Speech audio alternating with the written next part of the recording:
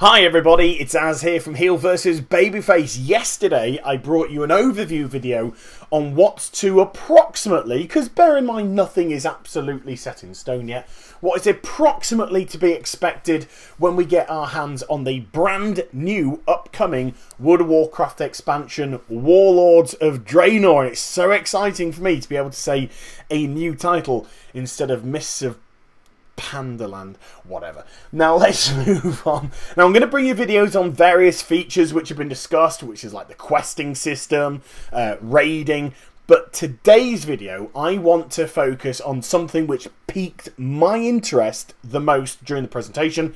That was Garrisons. It's a very, very exciting idea and it's been fleshed out in the panel today. Would have streamed it. Had a few issues with the stream, and by the time those issues were resolved, sadly, the panel was about half an hour left. So I didn't think there was really too much point just to stream half an hour. I thought I'd bring it to you in a sequence of videos instead. Aren't I nice? Anywho, the Garrisons is what's going to be not a guild housing, not a personal housing, but a section of land. This is the only way I can kind of describe it. A section of land that you can call your own and build on it. Kind of like a little bit like Sims-ish, but whatever the buildings you're putting into your garrison, they will exist in the real world. Now, it's going to kind of work like the Tiller's Farm. It will be phased, but it won't be just a set area like the Tiller's is. You choose anywhere on Draenor, not sadly Azeroth, which was kind of potentially hinted at yesterday, but no, it can only be on Draenor, but you can choose exactly where you decide to stick your garrison. Now, that in itself is highly interesting because we've already found out that Draenor is going to be made up of 7 different continents. So where Shadowmoon Valley is in Outland and still exists in Draenor, you could build it there. Where Nagrand is, that exists, you can build it there. New zones, for example, like Frostfire Ridge, you can build it there. If you like snow, if you like visceral kind of weather conditions, you want to be near the ogres and things like that, that's going to be the place for you. If you like rolling plains and kind of the Grand Canyon feel and things like that, Durotar vibe with Crossroadsy, Northern Barrens type of a vibe, Gorgrond would be the area that you'd like to build your garrison. And then we've got Tanan Forest, and we've got Taldor, and we've got the Spars of Iraq, and I don't think we're going to be able to build garrisons on the PvP Isle. That would be very interesting if you could. But there's also a couple of islands off Draenor which have yet to be named and nothing has been mentioned about them. So these could potentially be what we would have in Mists of Pandaria as our Timeless Isle or Isle of Thunder. Those kind of areas, they may come in later patches, and if we're able to build our garrison there, who knows? Who knows? Again, that's information. But we do know in the 7 opening zones from the new expansion, we can put our garrison anywhere and it will be phased. So nobody can mess around. I'm not going to say the F word. Nobody can mess around with your garrison. There was a Q&A at the end of the panel, and somebody, I mean, I've been highly critical of Blizzard with Mists of Pandaria, but I'm only critical when I believe criticism is due. I'm not just critical for the sake of being critical. If you follow my videos, follow my streams, then you'll know that I'm very complimentary to past content when it comes to the World of Warcraft. It's just Mists of Pandaria that absolutely did my bonce in. And somebody said, well, what's the use in the Q&A? What's the use of having a garrison if you can't attack it? And I just thought, well, absolutely plenty. They gave us lots of information on what the garrison will entail, and just because you can't attack somebody else's garrison doesn't therefore illegitimize it. It's very legitimate content from what I hear. So, what is going to be the garrison? What's going to constitute the garrison? Well, you pick your own plot of land and you build on it. You place buildings within your garrison, and these buildings consist of either small buildings, medium-sized buildings, or larger buildings. The panel likened it to Warcraft 3. A large building in a village in Warcraft 3 would be like a large building here on the garrison. Now, I'm going to give you some examples of the various sizes. So smaller buildings seem to, at first glance, be kind of profession-based buildings. Things like a tannery, things like a jewel crafting studio, a scribe office, an enchanter's study, places like this. So it kind of feels very profession-based. And if you didn't already know, you can gain limited access. The word here is limited. I'm going to have to stress that again. You will have limited access to professions which you do not possess. So for example, if you wanted to have your gear enchanted, but you were, let's say, a paladin, and you were rocking around with jewel crafting and leatherworking, why, I don't know, but that's what you decided to choose, and you wanted to enchant your gear, if you put an engineer's or an enchanter's study, within your garrison, then it should give you limited access to some of the enchanter's professions and abilities. So you could therefore, in theory, this is all in theory at the moment, be able to enchant some of your gear. Now, medium-sized buildings are things like a pet stable. Now, what you think is a pet stable? It is, as it sounds, it's for your pet battles. You will be able to breed pets within this stable. So if pet battling is your thing, then this is something you're absolutely 100% going to want. And also, if you get yourself a pet stable, you will gain a trainer to fight. So we'll add that little bit more content and maybe that little bit more longevity to your pet battling too. I've got a lot of pets. I've had a lot of pets sent to me by some very, very generous and lovely people. I've got like 560 odd pets. I don't know what to do with them all because there's just so many cool ones that I've been given. So this is a great area for me to potentially dabble with that. Have a trainer, beat the trainer, breed some pets. It'd be interesting if you could crossbreed. Maybe I've just got sex on the brain. I don't know, but it seems like a pretty good addition. You've also got things like a lumber mill, a trading post has been hinted at as well. So does that mean either just shops, or does it mean the potential for an auction house? Again, some clarification of these will come at later dates. The larger buildings are barracks and infirmaries and armories and stables, regular stables, not pet stables. The Mage Tower, which we saw in the footage at BlizzCon, the big kind of tower which they popped at the back. And remember, you can place these buildings within your garrison where you want. There's no set way to build your garrison. You do it how aesthetically pleasing you find things, and it comes in the form of a tab, and on this tab you'll have the various plots of your garrison. You choose what building you want to build on which plot, and then construction will begin.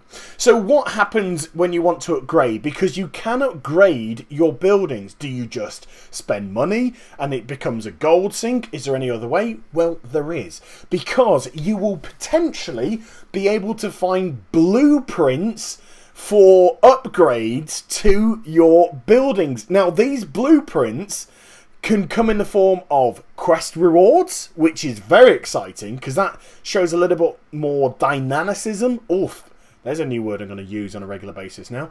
A little bit more dynamicism when it comes to questing.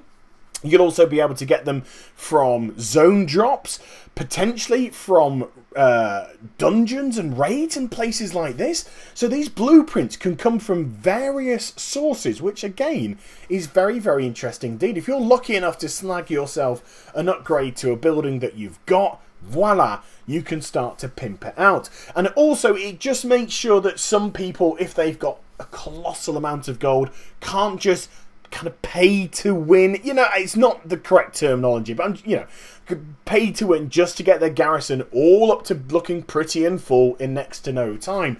It kind of puts virtually everybody, depending on whether you raid or not, or so forth and such, it kind of puts most people on an even keel. So you could go out into the world, you could kill some frogs, for example, and they drop a blueprint for you to upgrade one of your buildings. You've probably got just as much chance of that happening as something dropping from within a raid or an instanced environment. So that in itself seems to be pretty darn cool, and I like the equality that that intimates at. So, bearing in mind that you're filling your garrison up with various buildings, the more buildings that you put in, the bigger your garrison becomes, the larger it grows, the better stats your garrison gets. And what are you thinking, Az? What are you talking about? Garrison has got stats? Well, yes, because in your garrison, you're going to have the facility to have NPC followers.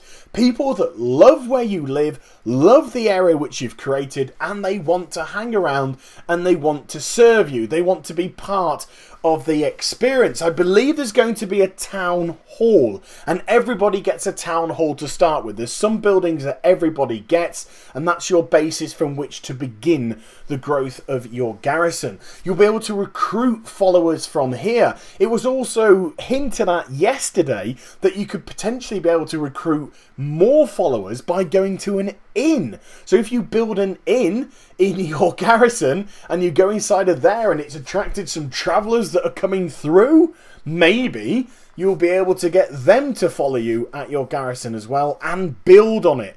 And having followers is going to prove to be very interesting indeed, because this is what we mean when you grow your garrison, you get extra stats, because you can send your followers on missions. Now, at first glance, you may say, yeah, but so what? They go away, they come back a few hours later, they bring some greys, you might get a blue, you know what, the rewards could be boring. It might just be like opening up a Blingtron. You're like, ooh, I'm going to get the hog, and you open it, and no, it's just that stupid burnt out oil or whatever it is. Well, not really, because you can choose what your followers actually do. So if you want to send them out on a quest, you can send them out on a quest. That'll take about 15 to half an hour. 15 minutes to half an hour. Short and sweet. Out they go. They come back. But you can also send them to do a scenario. You can also send them to do a dungeon. You can also send them to do raids. Yes, you can send your followers to do raids.